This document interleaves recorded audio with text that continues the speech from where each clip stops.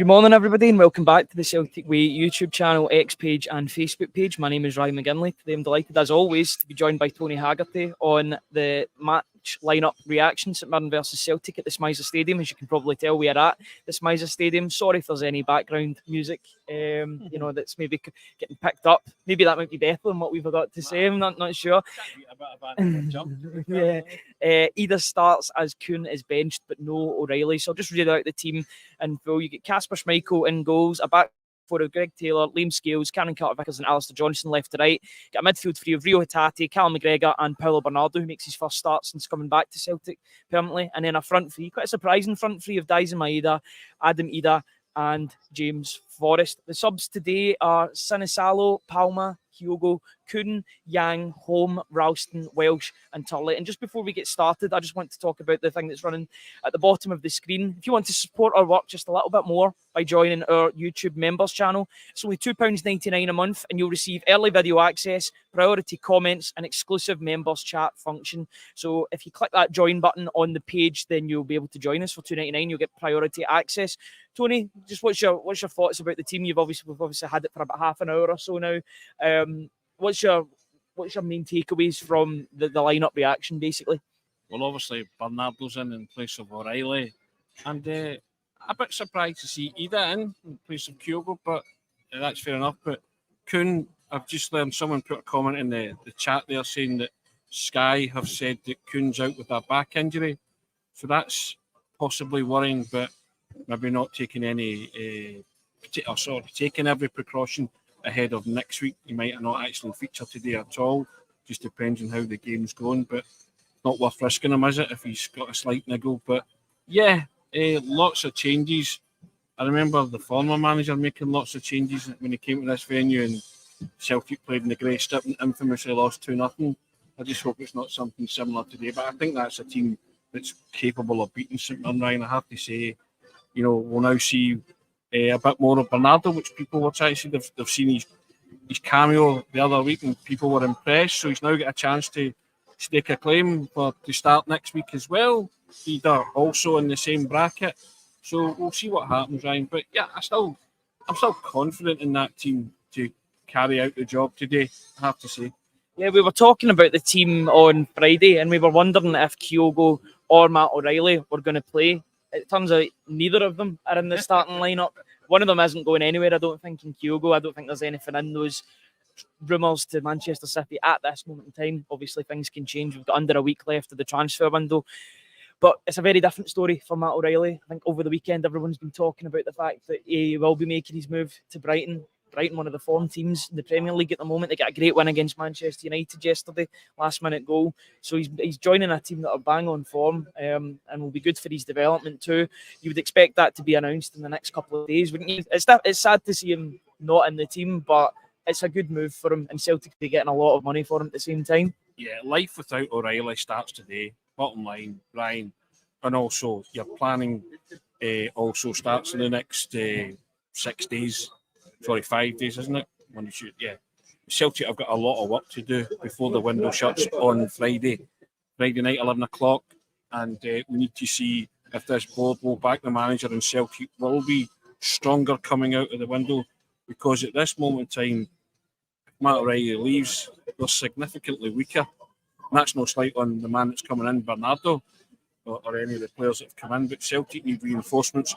We all know that. Celtic are entering a critical 8 days here, Ryan. They've got today's game to negotiate. They've got the transfer window and they need it.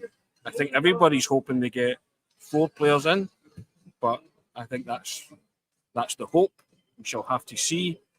They've got the Champions League draw on Thursday, and then obviously the deadline being Friday, and then they've got Rangers on Sunday. So a crucial period for Celtic, and it will lots of what happens both on and off the park will have a real definition on your season, both at home and abroad. You can't run away from that. You can't hide from that. But we're living in the here and now, and the here and now is that's the team that's been charged with the task of getting a result against St Mirren. Yeah. Yesterday afternoon, there was a report from Sky Sports saying that Arne Engels has been contacted by Celtic, or Augsburg have been contacted by Celtic for the Belgian midfielder. Would he be a player I noticed yesterday, now I know I was told he was a defensive midfielder by Derek Ray, but he was playing in an attacking midfield role yesterday. Shows his versatility. Maybe quite like Bernardo in that sense, and O'Reilly too, because he played in that number 6 role too. He can go between the 6, the 8 and the 10 role. Do you think that could be the Matt O'Reilly replacement or one of their replacements? Because we know that Celtic are also in for, or they're interested in Matthias Bogut's too. So you're hoping that those two bodies can be maybe the two players that will be the replacements for Matt O'Reilly going forward? I would think if you're asking, those are the players that float the Celtic supporters' boat, isn't it?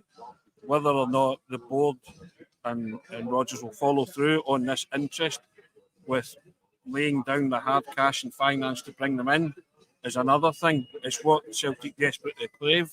I don't hang too much on finding a Matt O'Reilly replacement. We need players. You need somebody to fill that void. I think Matt O'Reilly was a genuine class footballer, but the manager said if Matt O'Reilly goes, they would need 2 midfielders. They've been linked with 2.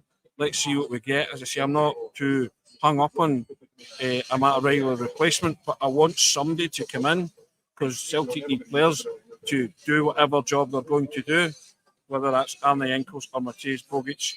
Ideally, in an ideal world, you'd want them both, Ryan, but that's quite a heavy financial outlay. And again, is that going to happen? We're not so sure, but we live in hope, and they seem, from what you're reading on social media, they are actively pursuing both of them. A priority for me is still a centre-back line. I think Celtic need a centre-back in order to compete at the level in Europe that the manager wants to.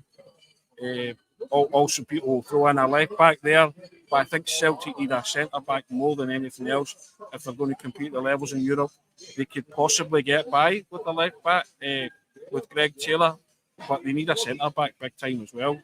But again, you canvass the Celtic supporters. There need to be a plethora of players coming in an ideal world.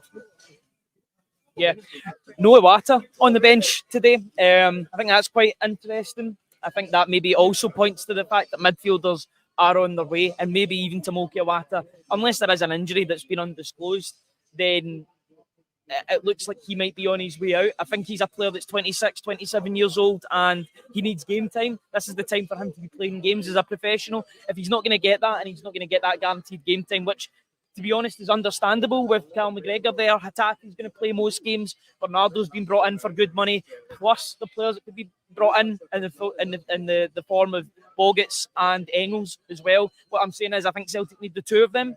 1 is not enough. Brendan Rodgers has made it explicitly clear that he wants 2 midfielders.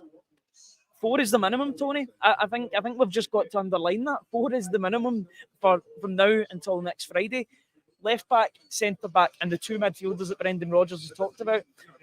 Got £200 probably coming out of bank accounts in terms of Champions League money for 4 games. I think that's the sort of estimate. Celtic have got financial power. They're going to have even more financial power when Matt O'Reilly comes in. It's about time that they, and I don't want to bring my personal opinion into this too much, but they've really got to strengthen for these upcoming games because they're going to be tested against the elite, and they can't hide from the elite of European football. They are going to come up against good teams. They need to be sufficiently backed. Would you agree with that? If you're going to flex your financial muscle at all, this is the time you have to do it. It's got to be. Yeah, you now have 5 days, 6 days, however many days if you're counting today. But it's a crucial week Celtic have now. And as I say, if you're going to strengthen this team, you're in the strongest financial health you've ever been in. And like you, I think most Celtic supporters agree that 4 players is the minimum. Again, I go back to, are Celtic prepared to do that? Are they prepared to back this manager who has, as I've said before, vaulting ambition to compete, not just participate in Champions League? He said it himself. He wants to compete. This will show you how ambitious Celtic are and how ambitious they are for the manager. He has to be backed in the remaining days, Ryan. I think every Celtic supporter is reading into the fact that the track record in that isn't great, but the manager alluded to himself the other day when he spoke press conference previewing this game. He said a lot of the players aren't available until the last. He kept stressing the last 7 to 10 days. Yeah, I know you're saying that, but that's what available all summer, in my opinion. Yes, yeah. but the manager said that a lot of the business gets done in the next week. So if you're holding the manager to his word, then let's see Celtic do that business, right? Let's see them conclude at least 4 pieces of business this week. I think, like you have your doubts, don't you? Mm-hmm. We've got doubts because we've got the track record of this before, of not being backed. We weren't. And that's what you're going on. That's all we've got to go on, to be honest. You're hoping that they prove a lot of people wrong in the final, 5 or so days. There doesn't seem to be anything imminent. But I want to get back and talk to... And there's still time for this to be switched around, right? For this to be flipped on its head. I think all we have this moment in time is to go with what the manager said, and we shall see what happens. Those upstairs now have to act. But as I said to you earlier, we're in the here and now, and Celtic need a result today to get that period off to a flyer. Absolutely. I think if we just swivel our way back to the game today, we're speaking about transfers. Probably speaking about transfers after the game as well, depending on what Brendan Rodgers says. It's a strong team, regardless of the players that are missing. You expect Bernardo to come in and do a job. I think he arguably had his best performance for Celtic at the SMISA Stadium last season on the 2nd of January, where he really... you weren't at that game, it was me that was at the game myself, but I was calling for his permanent signature after that game because he was so good and influential. I think the winter break for him came at the worst possible time because he really got himself into the team. I know he scored against Bucky Thistle in the first game back, but, this is a massive opportunity for him today. As much as you think that there's going to be new midfielders coming through the door, Bernardo's here. Bernardo was signed in the summer. He's got to stake his claim and be like, I'm the one that's going to be starting 40, 50 games this season. Matt O'Reilly, let's be honest, he's away now, unless something drastic happens, which we don't expect because he's as fit as a fiddle. So it's going to be Bernardo at this point in time. It's probably going to be Bernardo against Rangers next week too. So it's all about him getting his level as well. I've no concerns about Bernardo. No, not at all. This is one of his better games he played last season in this stadium. So, I like about that. He knows the terrain. He knows what he's walking into. This isn't new. He knows his teammates. You know what I mean? So that's all been seamless. And he scored against Rangers before, and he played a vital part both at Ibrox and in the cup final. I've no qualms about Bernardo playing in the next 2 games. I just think everybody wants a lift to see new faces, but we're talking about specifically today. I don't have a problem with Bernardo coming in, and I think he'll be relishing the fact that the managers turned to him and trusted him and said, right, I'm relying on you, help us get a result. And in the cameo that he played this, people were impressed. They were saying, well, he showed up well, and I liked that. I trust this player implicitly, Ryan. I think there is a very good footballer in the making with Bernardo. Yeah. And I want that happen today. I think the Celtic supporters will settle for that today. But what I don't want is it all being on his shoulders today. Know that he has to be helped out by his teammates as well. He can't just turn around and if things go wrong and we'll have a scapegoat like Bernardo. This team has been disrupted this week with the news that Matt O'Reilly has left or is in the throes of leaving. So I wouldn't want them to come in and if something happened like what happened with Andy's team that day when all the changes were made, it's not Bernardo's fault, right?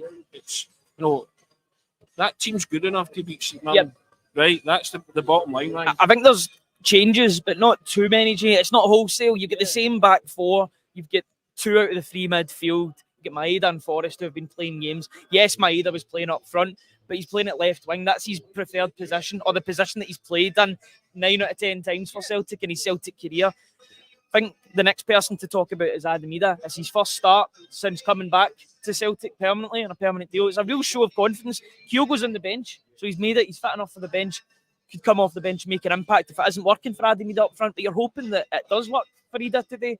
Big chance. I think this is the sort of ground that he can really revel in, and he'll love this because the conditions are not great. You need a focal point in games like this, and that's maybe one of the reasons why Brendan Rodgers is trusted him today to cause chaos. I remember Ange Postecoglou did that with Giakoumakis, and maybe lower quality games, you chuck on the big man and you make chaos happen. I think that's maybe what he's doing with Idah too. This is a horses for courses game, Ryan. This is when he stresses. He's not got a preferred option in the centre forward. He's got 2 number 1s in the number 9 jersey, and he's gone with Adam Idah today. I'm excited to see Adam Idah in his first game back, and hopefully he produces. But the last time he put Adam Idah up front in place of Kyogo was at Kilmarnock, Rugby Park, and the next Celtic clinched the league, and he clinched the league in 5 minutes because the big man caused absolute havoc. So he's clearly been priming him for this and saying to him, you're in, you're going to do a job. And the fact that Kyogo was touch and go, again, ahead, we see the big game player for next week. But Adam Idah, like Bernardo, has got a chance to say to the manager, I want to play next week. Starting today, they stake their claim to be in that 11, start 11 against Rangers next Sunday. And I've got every faith that Adam Idah will come good, Brian. Do you think he'll score his first goal since becoming a permanent Celtic player today? Yes, he will have that. Is that a plural or is that a singular today, do you think? I'm going plural, Ryan. Yeah, it's time for him to stake his claim. I think players that are playing today are playing for the Rangers game too. They won't be thinking about it. They might subconsciously be thinking about it. Right, we've got Rangers next week. We're playing for a spot in the team next week. I think Nicholas Kuhn will be absolutely gutted. I can see him training just a couple hundred, maybe about 100 or so yards away from me. It doesn't look like there's much wrong with his movement there. So it's an interesting one. People are saying it's maybe a back injury. I've not personally heard. I've not heard what Brendan Rodgers has to say before the match, but maybe it could be tactical. Maybe it could be just keeping him safe. Maybe just a slight tweak. It's something that he's been dealing with clearly because he got that back injury after Manchester City, I believe. So he's clearly watching it at the moment. And if that's the case, then that's fine. But he's a good player to come off the bench. It shows that he's available for some portion of the game, and that's better than nothing at all. Of course it is, but you're disappointed not to see Kuhn. I guess every Celtic supporter is. But James Forrest was playing really well too. Idah was fantastic last week. So we've got players there, but we feel pretty confident in that attacking triumvirate there. Well, I certainly do. So hopefully get to the bottom of what it is that's wrong with Kuhn. As I say, one of the commenters said that Brendan spoke in Sky and he said that Alistair Jacket said that it was a back injury. So we can ask that when we speak to Brendan Rodgers at the end. I'm sure he'll get asked it anyway. But yeah, I mean, he's moving freely enough, But that is the carrot that's been dangled in front of these guys today. If you impress, you're laying down a marker to be in that starting 11 next week, Ryan. And these are the games you want to be involved in. But in order to do that, you have to star in these kind of games because these are the games that win you league titles. Because the Rangers games take care of themselves in terms of everybody wanting to be part of it and adrenaline taking you through. So these type of games, the ones before it and the ones after the Rangers games that that's your bread and butter. Everybody knows that what's at stake in Rangers games, and you trust them to perform. You trust the manager to come into his own in those types of occasions as well. But it's games like today. I want to see the attitude. I want to see all the behaviours that show me that they're worthy of being in that team next week. Yeah, that's what they've all got to play for. It's the carrot that's been dangled to them, basically, and they've got to take it with both hands or feet. Is there anybody else you want to discuss? It's good to see a unchanged back four, although we want to see improvements in the upcoming 5 days. I know we're talking about midfielders, we're talking about them quite heavily. Those positions that need strength still remain at centre back and left back, maybe less so at left back at this point, but I do think that Greg Taylor does need some competition, especially in Europe. I noticed yesterday that a former target, Thiago Araujo, has went to Belgium. He's joined, I think it's Ghent or Genk, one of the two. I get them mixed up. One letter, you get them both mixed up. But he went to a Belgian side, I think on a permanent deal from Estoril. So that's that avenue away. Is that these positions that you obviously want to see them strengthened, but it's good to see that they're unchanged at the same time. Yeah, there's continuity there, and I like that, and I think that's a back four that's capable of coping with domestic football. Of course it is. So we take that step up in class, and you'll find that step up in class coming your way on Friday, and I think everybody will be, concerned if they haven't strengthened in certainly the centre back area, ideally left back as well. That's the positions that every Celtic supporter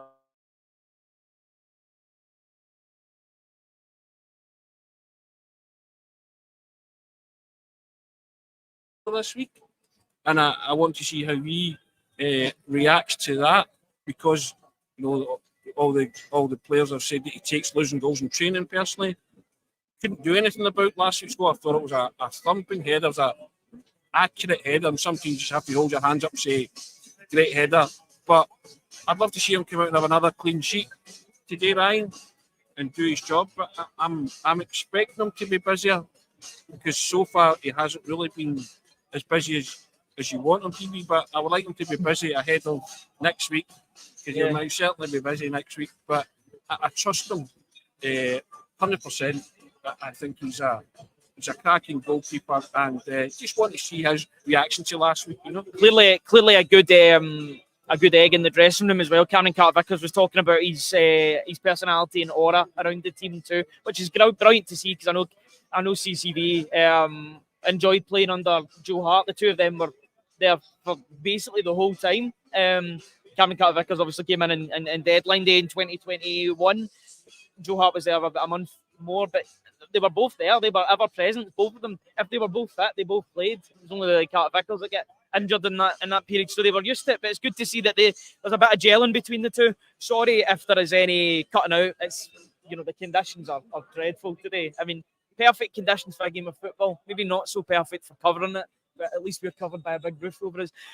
Score predictions. Everybody, get your score predictions into the comment section. We'll try and bring up as many as we can in the remaining 2-3 minutes or so. Tony, what are you expecting today, and what is your score prediction for today as well? I'm expecting Celtic to be on their front foot, as they have been all season. I'm expecting the surface will be slick, so it might be conducive to zipping the ball about. And I don't see much change from the way Celtic have played this season. I think they'll create chances and they'll score goals. I think Adam Idah will be busting the gut to get his first goal back, and I'm quite confident that he will. And I think Bernardo will fit in seamlessly. So I'm going to go 3-1 Celtic, right? 3-1 Celtic. Usually I go up. Usually it's you that goes a goal up or a goal down. It's me that's in control today. I'm going to go for the same scoreline for Celtic, but I'm going to say that Celtic get a clean sheet today and get it 3-0. 3-0 would be a great result today. I know Rangers scored 6 goals yesterday, but it's all about getting wins at this stage of the season. Keep clean sheets if you can, but score goals as well. Get everybody in the mood for scoring goals ahead of a big game next week. Both teams are scoring goals. It could be a goal fest. You're hoping it's a goal fest one way for Celtic next week. I'm just going to bring up as many of these as I can before we finish. Probably end at 25 minutes because it's the weather's terrible just now. So who have we got? Craig Rankin says 4-1 Celtic, expecting a cracking goal-laden game. Dan Tinney says 3-1 Celtic. Hazel Frown says 3-0 Celtic. Another 3-0 says Scott Dougal. 3-1. 9.5 million on a proven striker that will improve class for all involved. 3-1. 3-1 Celtic says Colin Stewart. James P. says 4-1 Celtic, I hope. 2-1 Celtic. We've got absolutely loads coming in here as well. Jackie Dillon, thank you for being a subscriber or a member to the channel. 4-1 to Celtic. Maestro95 says 4-0 Celtic. Everybody's saying a win for Celtic. I think any win will do today, but lots of score lines, lots of positive score lines, a couple of 10 score lines. I think it's going to be 3-0 Celtic. That's what I'm going to go for. Just a quick reminder that we'll be live as soon as we can after the match to give you post-match reaction. Let me just bring that down. Wait a second. We'll be live after the match. If you want to support our work just a little bit more by joining our YouTube members channel, £2.99 per month. You'll also receive early video access, priority comments, and exclusive members chat function. Press that join button on the YouTube page, and you will be supporting us just that little bit extra. Tony, we'll be live after the game at some point. We'll also have Brendan Rodgers' press conference there as soon as we can, as soon as it's available. Until then, enjoy the game, guys. Hopefully Celtic get another 3 points and continue their invincible start to the campaign. We'll be live as soon as we can after the game. But until then, have a very good morning and enjoy the game when it starts. Cheers.